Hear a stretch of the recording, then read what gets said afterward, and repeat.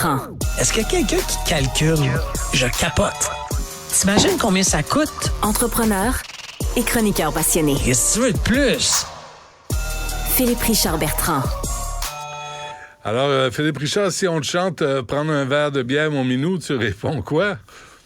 Écoute, ça va être difficile dans le domaine de la bière. Les ventes seraient en chute libre. Il y a une entreprise qui est en difficulté en ce moment financière de façon importante. Ça s'appelle Transbrou.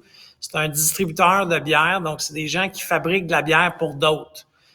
Pensez à l'Alchimiste, pensez à Hochlag, pensez à la Glutenberg. En ce moment, ces gens-là, les propriétaires, qui est un jeune couple, ont arrêté de repayer les gens.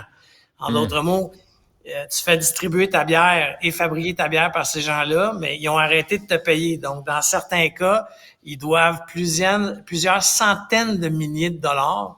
Il y a même Nicolas Duvernois là, qui dit que cette entreprise-là leur devrait au-dessus de 1 million de dollars. Mais en faisant une petite vérification suite à l'article là, qu'il y a dans le Journal de Montréal de ce matin, là, j'ai réalisé que ce couple-là a une vingtaine d'entreprises. Tu sais, ça regarde vraiment pas bien. Là. Mon pif à moi me dit que ils ont envoyé de l'argent dans plusieurs filiales pour peut-être bâtir d'autres projets. Là. Tu sais, je leur mets pas de mauvaises intentions. Je fais juste dire que ils ont utilisé de l'argent de la compagnie A pour faire un projet dans la compagnie B, mais qui a rendu... Là, le problème, c'est qu'elle est plus capable de payer ses fournisseurs dans la compagnie A. Alors, ça va être nébuleux, mais dans le domaine brassicole, c'est 3 à 5 millions de dollars qui est dû à des producteurs artisanaux. Tu comprends que je connais, moi, Paul Brisset, qu'on a reçu à l'émission, à la balado Prends pas ça pour du cash, il y a quelques mois. Son entreprise allait bien, c'était florissant. Il a redonné un second souffle à cette brasserie-là de Joliette. Mais là, tu comprends que si on leur doit... Colin, pas loin juste dans son cas, c'est 1,5 million. Ouais. C'est beaucoup d'argent. Ouais. Mais qu'est-ce que tu vas faire? Parce que là, tu peux... Ben là, si tu as 20 entreprises, entreprise. Tu peux prendre des ponctions, tu peux aller faire des ponctions dans différentes entreprises. Oui, mais là, la problématique, c'est que le couple qui est originaire de cette problématique-là ont rencontré l'ensemble de ses employés ce matin. Puis on dit qu'ils voulaient cesser leurs activités. Alors, ça regarde encore moins bien. Ça sent la faillite. Tu comprends? Ça sent la faillite. Là, ça restera au syndic de faillite de voir s'il y a eu des manœuvres qui pourraient être un peu bizarroïdes. Parce que tu comprends que le syndic de faillite, quand tu le nommes, il peut retourner 1 an en arrière. Alors, il pourrait rendre le couple responsable de manœuvres qui, encore une fois, qu'ils ont peut-être pas faites de façon frauduleuse. Mais il pourrait dire, hey, quand t'as envoyé 200 000 dans la compagnie C, t'avais pas le droit. Prière de nous le retourner maintenant. Et là, ça sera pas drôle. Parce que tu comprends que la bière, en ce moment, il faut pas se le cacher, là, même la Société des alcools du Québec, la SAC, le dit, il se consomme moins d'alcool en ce moment. Donc, ces gens-là ont besoin de leur argent. Lion électrique, ça m'étonne, Philippe, là. Ouais, 150 employés qui ont perdu leur job ce matin, 10% de l'effectif.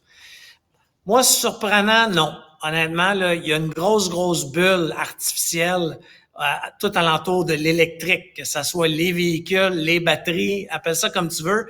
Moi, je me sens comme dans les années 2000. Là. Tu sais, dans les années 2000, en technologie, on a eu, excuse mon langage, notre wake-up call là, à un moment donné. Là, la parade a arrêté des subventions, etc. Là. Bon, la batterie, ça s'en vient. On vend moins de véhicules électriques. Ford, je t'en ai parlé il y a quelques semaines, perd 26 000 par Ford 150 vendus électriques. Lion électrique sent que la demande d'autobus va être moins importante que prévu. Et là, on se met à mettre des gens dehors. Ce que j'aime pas de Lion électrique, c'est que c'est une entreprise qui est aux mamelles de l'État. Là. Excuse mon langage, là, mais cette entreprise-là a eu au-dessus de 125 millions de prêts de subventions, là, de l'argent gratis. Alors, techniquement, si tu as de l'argent gratis, garde tes travailleurs. Là, techniquement, là, c'est un peu difficile. Et pourtant, des autobus scolaires, on va toujours en avoir besoin. Il me semble que c'est un marché qui est intéressant.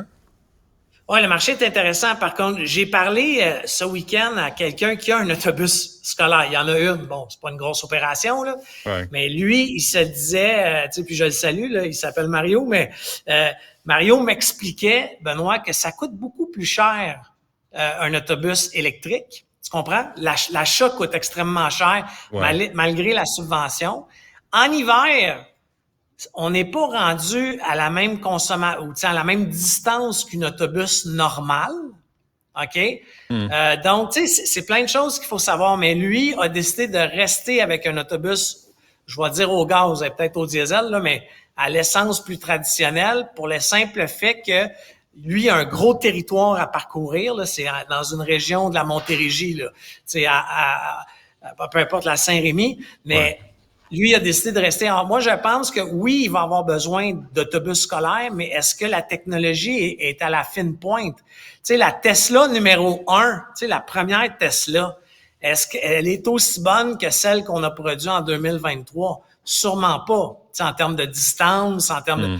Donc, les autobus Lyon de première génération, on va les appeler comme ça, là, je suis pas sûr que c'est comme ça qu'ils appellent ça. C'est quoi l'autonomie de ça, de ces autobus-là? Ben, ce que Mario me disait, là, qu'il y a un autobus, il disait que il y a au minimum 200 km de plus en ce moment à l'essence. Ouais, c'est beaucoup, là. Ça se peut, oui. Ouais. Mais pourtant, ça a évolué, là. C'est rendu à 400 km d'autonomie. Il me semble que c'est assez pour un autobus que tu branches le soir puis tu repars le matin. Oui, mais en fait, tout se joue sur l'hiver. Tu sais, oui, en été, mais tu sais, l'hiver, est-ce que tu as la même autonomie? Rappelons-nous encore une fois, la Tesla génération 1 avait... Oui, mais ils ont amélioré ça, là. Moi, je le sais, j'en ai, là. Ah oui, bon. Oui, non.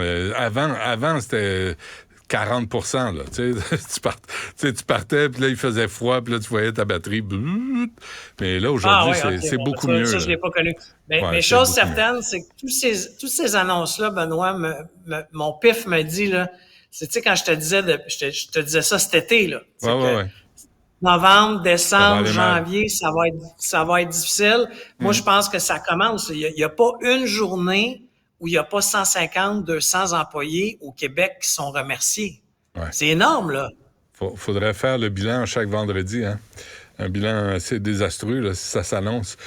Philippe Richard Bertrand, merci. On se reparle demain. À demain.